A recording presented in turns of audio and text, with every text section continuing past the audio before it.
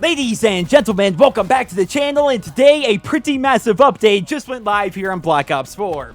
We all knew that Nuketown was going to be added to the PlayStation 4 today, but I don't think any of us expected such a massive multiplayer patch to go along with that update. So what today's update did is it rebalanced nearly a dozen weapons, it changed up a bunch of perks, it retuned a couple of specialists, it supposedly fixed the spawn system, though we'll see about that. It also added some serious stability fixes to zombies, and it also updated the black market. All those changes are on every single platform as of today's update, but if you play on the PlayStation 4, even more updates went live, but these updates are going to be exclusive to the PS4 for 1 week before they come to the Xbox One and the PC. These updates include a new zombies event in the Blackout game mode, which turns Nuketown Island into a zombies location, so the mystery box can spawn there and zombies can also spawn there. This update also makes it so the Bowie knife can be found in Blackout, which is a melee weapon that can get a one-hit kill. It also unlocks legacy characters in the Blackout game mode like Woods and Reznov and Mason and Menendez. You can now unlock those characters if you find their items out in the world, so keep an eye out for those. This update also added the Blackjack shop, which is basically the go-to place if you want to directly purchase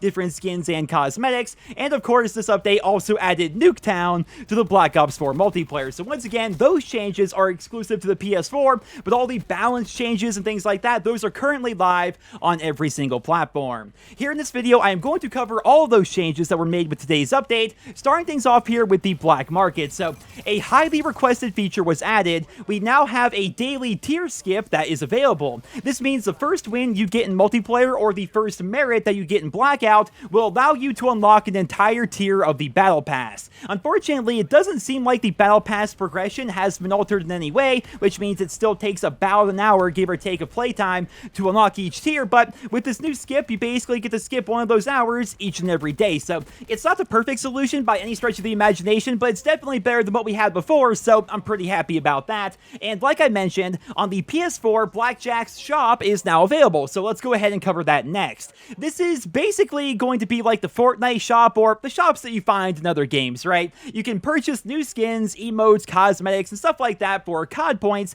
and it looks like the main items are going to rotate in and out every 4 days, with 4 smaller items rotating in and out every 24 hours. This is actually a pretty good update, at least in my opinion. Now, of course, we can talk all day and night about the fact that there is no default progression of your specialist here in this game, like you can't just unlock skins by doing challenges, but now at least we can directly purchase these skins without having to rely on them from supply drops, which is, I suppose, a step in the right direction, right? Now, moving away from the black market, let's go ahead and talk about all the balance changes that were made with today's update. There are a lot of them here, so as always, to keep things simple, I'm going to put each of the changes on your screen as I cover them. And first up, let's talk about the weapons that ended up receiving a buff. You guys probably remember with the last update, it was one of the biggest updates I think we've ever seen in the Call of Duty franchise, but it seemed like 70-80% of that update was Treyarch nerfing different aspects of the game. Well, today's update is a lot different. So the MX-9, the GKS, the Cordite, and the Spitfire all had their ranges increased, as well as their ADS movement speeds increased. That's definitely going to make the submachine gun category a lot better than it was previously, especially considering a lot of the assault rifles were nerfed with the last update. Though it's worth mentioning, a couple of the assault rifles were buffed with today's update, so let's go ahead and cover that now.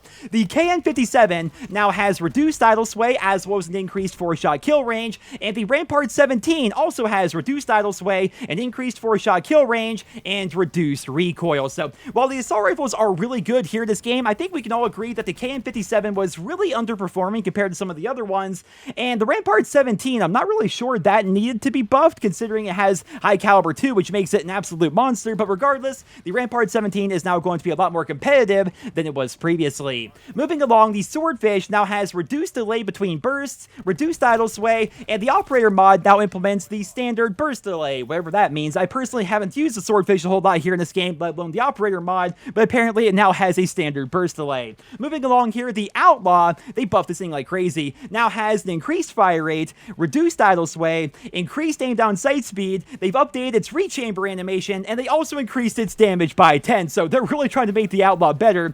The SDM now has aim assist while hip firing, that's an odd update, and the Koshka now has its recoil center better after taking the first shot. So those are all the weapons that received a buff after today's update. Now let's go ahead and talk about the weapons that received a nerf. So the Maddox now has increased recoil for its first 2 shots, which is an interesting change in my opinion, because I think a lot of people consider the Maddox to be one of the best guns in the game, and adding more recoil to the first 2 bullets of a new magazine, I'm not sure that's exactly the change people were hoping for. But regardless, moving along here, the Titan has received reduced aim down sight speed, increased sprint out time, which is the time it takes you to go from sprinting to be able to fire your weapon, so that's definitely a pretty bad nerf. They reduced its hip fire accuracy, and they also reduced the movement benefits of the stock attachment. So those are some pretty hefty updates to the Titan light machine gun. And finally, the SG-12 has received reduced brightness of the strobe light operator mod, and they also reduced the range that the strobe light affects the aim assist of the enemy player by 50%. So thank freaking goodness, that strobe light was going to be the bane of my existence, man. That thing was so freaking annoying to die to, and as somebody who ran to it a couple of times so far this afternoon after this update, I can definitely say that these nerfs are noticeable, and the gun is not nearly as overpowered and annoying as what it was previously. Overall, I think these balance changes all appear to be really good on paper. They all sound really good, but it's going to take a few days of the community actually playing around with them to really determine whether or not these changes are actually good, and whether or not more updates are going to need to take effect. So I would love to hear down there in the comments, what do you personally think of the game after these updates, and are there any changes that you personally would still like Treyarch to make? For me personally, I think the ABR is in desperate need of being buffed. Like, as somebody who did all the challenges for the ABR, that was no fun whatsoever. That gun is ridiculously bad. So I'm really hoping Treyarch patches that in the future, but aside from that, I'm happy that they're taking baby steps towards making submachine guns better in this game, especially when compared to the assault rifles and the light machine guns. But moving away from weapon balance, let's go ahead and talk about the specialist changes that were made with today's update. So Ajax and his dreaded 9-bang have finally been nerfed. Specifically, what they did is they reduced the 9-bang's duration by 25%. They made it so the tac mask perk provides even more resistance than it did before to the 9-bang, and they also reduced the accuracy of Ajax's ballistic shield gun by 25%. On top of that, they also increased the accuracy of Prophet's Tempest gun, and they also fixed a bug with Firebreak's Purifier, making it so it now does proper damage to enemy strike teams. Moving away from specialists, we have a number of perk updates as well. Just a quick note before we get started here, guys. I think Treyarch's intention with these changes is to try to make it so some of the more underused perks in the game are a bit more viable than they were before, because I don't know about you guys, but I pretty much find myself using the same perks on pretty much every single class, regardless of the weapon. Like, the perks I use with a submachine gun are the same perks I use with rifles and light machine guns and shotguns and pretty much everything else, right? So I think Treyarch is trying to make every perk feel viable instead of just having a few perks feel viable. So with today's update, what they did is they made it so Flak Jacket now has even more resistance to explosive damage. They also made it so Tac Mask gives you more resistance to the 9-bang, the concussion grenades, as well as Torx Razor Wire, and they also increased the targeting delay that Cold Blooded provides you from enemy score streaks, and on top of that, they also made it so your character talks less when you use the Dead Silence perk, which is a change that lots of people have been asking for. In fact, all these changes were requested by the community, and Treyarch has made these changes based on that feedback, so I think that's a really encouraging sign going forward, because balance is never going to be perfect in a Call of Duty game. We can get close to it, right? But even the smallest changes can twist and reshape the entire multiplayer experience, so I'm glad to see that Treyarch is taking fan feedback to heart and making so many balance changes on a nearly weekly basis at this point, right? They keep making so many changes based on feedback, and that's definitely a good sign of things to come. Now, another thing they ended up doing,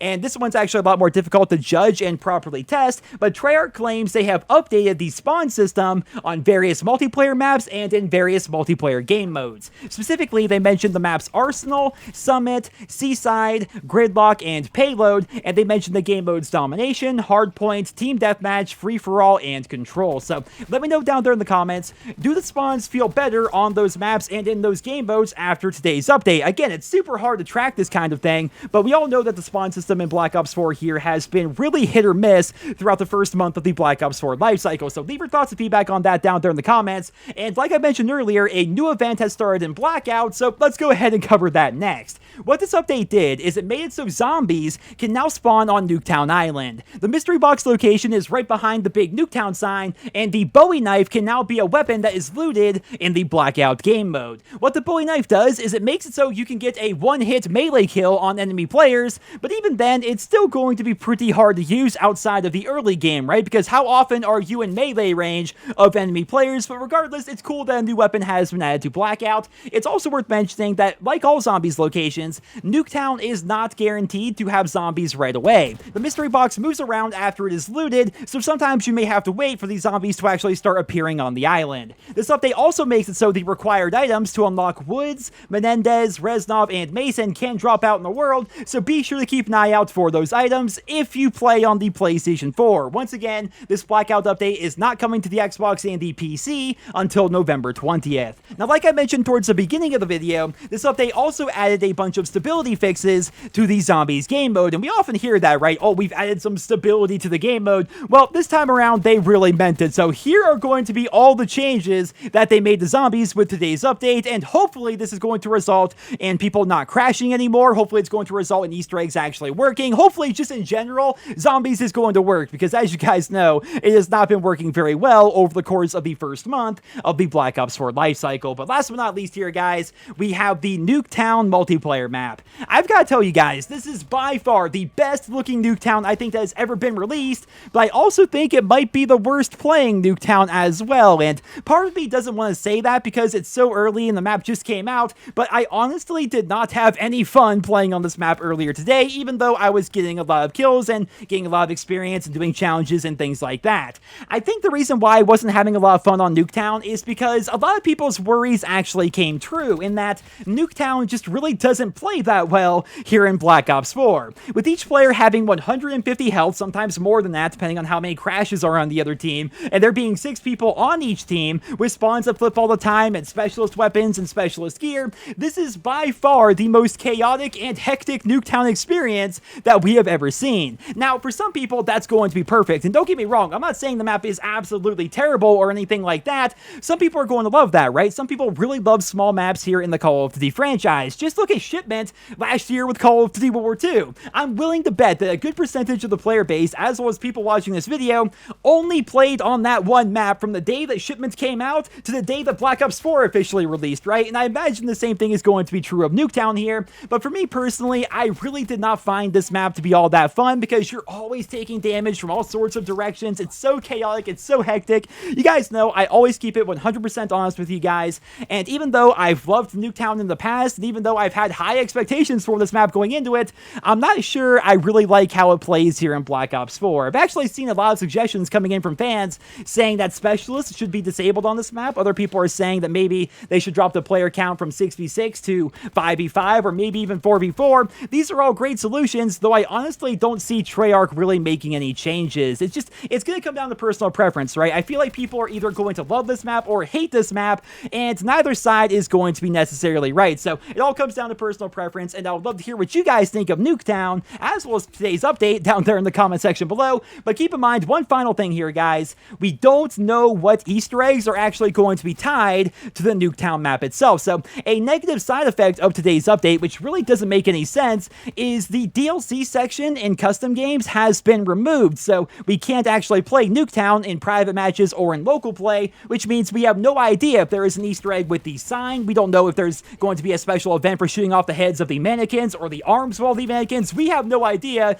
until Treyarch puts out a hotfix. But as always, I will keep you guys posted with more details as they become available. But until then, that is all I have for you guys here in this video. Thank you all so much for listening. Leave your thoughts and feedback down there in the comments, and I hope you guys all have a wonderful day.